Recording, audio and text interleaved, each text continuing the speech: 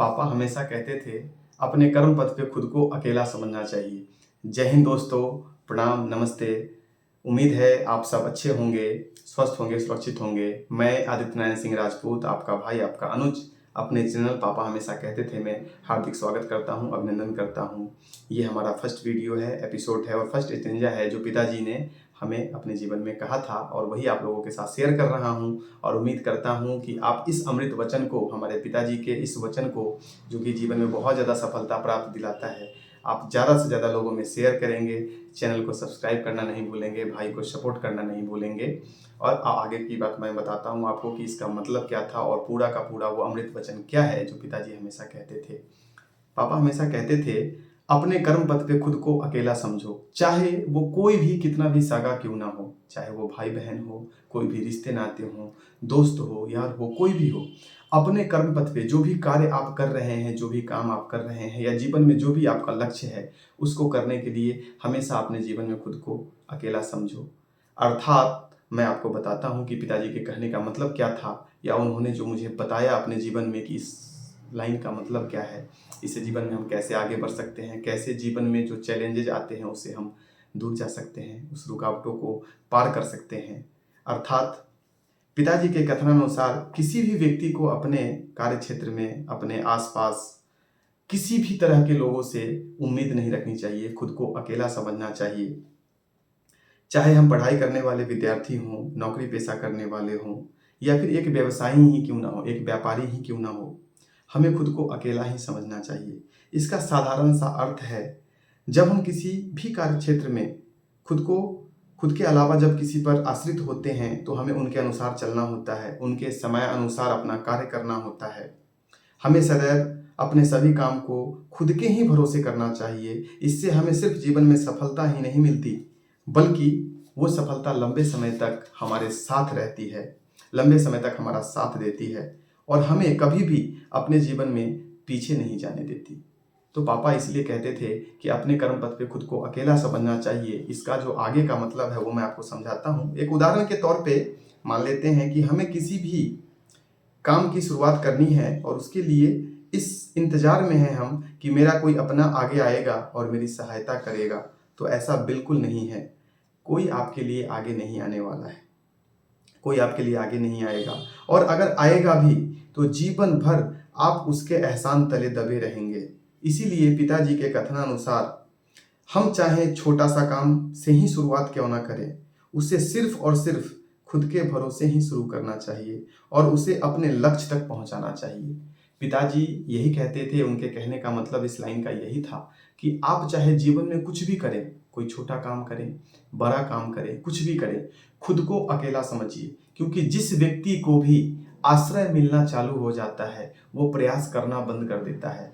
आपने वो कैटरपिलर की कहानी सुनी होगी कि एक जो कैटरपिलर है, एक बच्चे की कहानी आती है कि एक छोटा सा बच्चा अपने खिड़की से झांक रहा होता है तो वो क्या देखता है कि एक छोटा सा कीड़ा पेड़ में नीचे वो लगाए हुए है, अपना मतलब उसका जो अंडा जैसा होता है वो लगा हुआ है और वो उससे निकलने की कोशिश कर रहा है।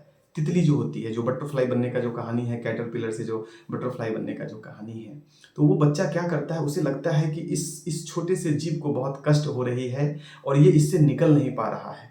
तो वो क्या करता है, एक ब्लेड लेके और उसको धीरे धीरे जो ऊपरी आवरण होता है, जो ऊपरी परत होती है, उसको काट देता है। और वो बहुत खुश होता है, बच्चा बहुत खुश होता है कि उससे वो तितली बाहर आ जाती है।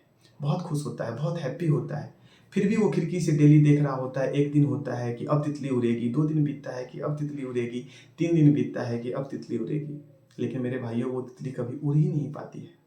फिर उसके पिताजी एक दिन उससे पूछते हैं कि बेटा क्या हुआ? तो पापा ऐसे ऐसे जो है सो हुई है और ये तितली तो उड़ ही नहीं रहा है। जिस खुशी की वजह से बच्चे ने उस अंडे को काटा, उस आवरण को काटा ताकि वो तितली उड़ेगी और मैं देख के बहुत प्रसन्न होऊंगा, अपने हिसाब से उसने उसको सहायता प्रदान करी। लेकिन कहीं ना कहीं से उसके पिताजी ने कहा कि बेटा तुमने तितली की हेल्प नहीं करी, तुमने तो मानो उसका पूरा सर्वस्व ही नाश कर दिया, तुमने तो उसकी पूरी जिंदगी ही बर्बाद कर दी। क्योंकि जब जो जन्म लेने का जो प्रक्रिया है, जब वो तितली उससे जन्म लेती है और जब अपने पंखों के सहारे बहुत ज़्यादा मेहनत करती है, बहुत ज़्यादा कोशिश करती है उससे बाहर निकलने की, तो उसके पंखों में जान आती है, ताकत आती है और उसी वजह से जो है सो वो उड़ पाती है। लेकिन बच्चों के उस आवरण को काट देने की वजह से वो तितली जीवन पर्यंत कभी उड़ नहीं पाई, विकलांग हो गई। उसी प्रकार से पिताजी की इन बातों का, इस अमृत वचन के कहने का जो मतलब था कि जब आप किसी पे डिपेंडेंट हो जाते हैं, जब आप किसी के पास आश्रय ले लेते हैं, खुद से प्रयास नहीं करते, कहीं से आपको धन की सहायता मिल जाती है, कहीं से आपको नौकरी की सहायता मिल जाती है, कुछ ना कुछ सहायता जब आप किसी से लेने, एक तो आप आदत आपकी बन जाती है, आप हैबिचुअल हो जाते हैं उन चीज़ों की, हेल्प लेने की हैबिचुअल हो जाते हैं। आप देखना ना उदाहरण, जीवन में आप किसी से एक बार कुछ पैसे माँग के देखो, दूसरी बार जब आपको ज़रूरत पड़ेगी, आप वापस उस इंसान से माँगोगे। फिर धीरे-धीरे माँगते-माँगते आपका आदत सा हो जाता है पैसा माँगना। तो इसी वजह से पिताजी के कहने का मतलब यही था, उनके कथनानुसार कि जीवन में जब हम किसी से हेल्प माँगते हैं, जब हम हेल्प लेते हैं, बार-बार हेल्प लेते हैं, तो हम डिपेंडेंट हो जाते हैं। हम प्रयास करना छोड़ देते हैं, हम मेहनत करना छोड़ देते हैं। तो इसी वजह से वही तितली की कहानी है कि जीवन हमारी विकलांगता के समान हो जाती है। हेल्प लेते और दुनिया जब हेल्प हमें करती है, तो हम विकलांग हो जाते हैं, हम अपाहिज हो जाते हैं और जीवन में कोई बड़ा लक्ष्य की प्राप्ति नहीं कर पाते हैं। ऐसे लाखों एग्ज़ाम्पल आपके घर में, आपके समाज में, अपने देश में मौजूद है, जहाँ पे कि जिस किसी को कि ज़्यादा सपोर्ट मिला, जीवन में वही तरक्की किया है, जीवन में आज वही आईएएस, आईपीएस बना है, वही कलेक्टर बना है, वही बड़े मुकाम को हासिल किया है, जिसने संघर्ष किया है। तो पिताजी के इस अमृत वचन का जो मूल महत्व था, जो मेन कारण था, वो यही था कि आप किसी पे डिपेंडेंट ना रहें, खुद से प्रयास करें, खुद से वो सब कुछ करें जिससे कि आप जीवन में आगे बढ़ सकते हैं। फिर वो मुकाम, वो कामयाबी आपसे कोई छीन नहीं सकता। लेकिन मेरे भाई, अगर आप किसी के हेल्प के द्वारा, किसी के सहायता के द्वारा जब कुछ मुकाम हासिल करते हैं, एक तो उसके एहसान तले आप जीवन भर पड़े होते हैं। बशर्ते एक चीज़ और नुकसान होती है कि वो जो सफलता है आपकी, वो जो पदवी है आपकी, कभी वो व्यक्ति छीन सकता है। बहुत सारी आपने मूवी देखी होंगी, बहुत सारा कहानी अपने जीवन में आपने देखा होगा कि अगर हमारे कहने से किसी की जॉब लग सकती है, तो हमारे कहने से उसकी जॉब हट भी सकती है। लेकिन जब आप खुद से मेहनत करके, खुद से प्रयास करके जब आप उस सफलता को हासिल करते हैं, जब आप उस मुकाम को हासिल करते हैं, तो कोई भी शख्स इस धरती पे जन्म नहीं लिया जो कि आपको झुका सके। और अगर इसका 2 एग्जाम्पल है कि अगर आप उसके सहारे किसी नौकरी को प्राप्त करते हैं, वो आपको हटा सकता है। लेकिन अगर आपके अंदर दम होगी, आपके अंदर अगर साहस होगी, तो आप वापस गिर के उठ सकते हो, फिर से गिर के उठ सकते हो, बार-बार गिर के उठ सकते हो।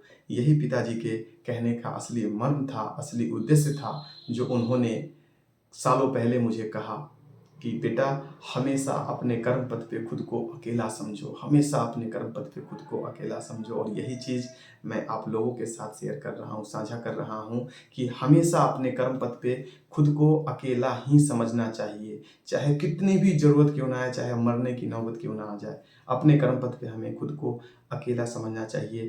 तभी आपकी वो सफलता कभी आपसे छीन नहीं सकती, कोई चुरा नहीं सकता और कोई डाका नहीं डाल सकता। यही जीवन का असल महत्व है। मेरे भाइयों, इस अमृतवाणी को जो मैं बना रहा हूँ, जो मैं बता रहा हूँ, जो मैं लिख रहा हूँ, इन सब के पीछे माता-पिता का आशीर्वाद है। आप लोग भी अपने माता-पिता से बहुत प्यार करते हैं, बहुत प्रेम करते हैं। अगर आपको ये बातें अच्छी लगी हों, तो आप हमें, और जो भी कमियाँ लगी हों, मैं हमेशा अपने कमी बताने वाले को अपना मानता हूँ। तो हमेशा जो है आप मुझे बताते रहेंगे, प्यार देते रहेंगे। इसको ज़्यादा से ज़्यादा आप शेयर भी करेंगे और लोगों तक पहुँचाएँगे जिसको आप बताना चाहते हैं, जो हमें स्नेह देते हैं, जो हमें प्यार देते हैं। क्योंकि ये हमारे पिताजी की अमृत वचन है और जो पूरे समाज के लिए, पूरे देश के लिए और पूरे विश्व के लिए बहुत ही कल्याणकारी है, बहुत बढ़िया है। तो मेरे प्रयास को प्रोत्साहित करने के लिए, हमें प्रेम देने के लिए आप इस वीडियो को शेयर ज़रूर करेंगे। और अगर आप हमारे चैनल पे नए हैं, तो इस वीडियो को सब्सक्राइब करना ना भूलें, हमारे चैनल को सब्सक्राइब करना ना भूलें और कमेंट करके हमें ज़रूर बताएं कि आप और क्या जानना चाहते हैं और आपकी क्या इस वीडियो के बारे में क्या राय है और इस अमृत वचन के बारे में और आप क्या कहना चाहते हैं। कमेंट करके आप ज़्यादा से ज़्यादा ज़रूर हमें बताएंगे। हमारे वीडियो को देखने के लिए, हमारे चैनल को सब्सक्राइब करने के लिए और सबसे मुख्य बात, इसको शेयर करके अपनों तक पहुंचाने के लिए आप लोगों का तहे दिल से प्रेम पूर्वक बहुत बहुत धन्यवाद।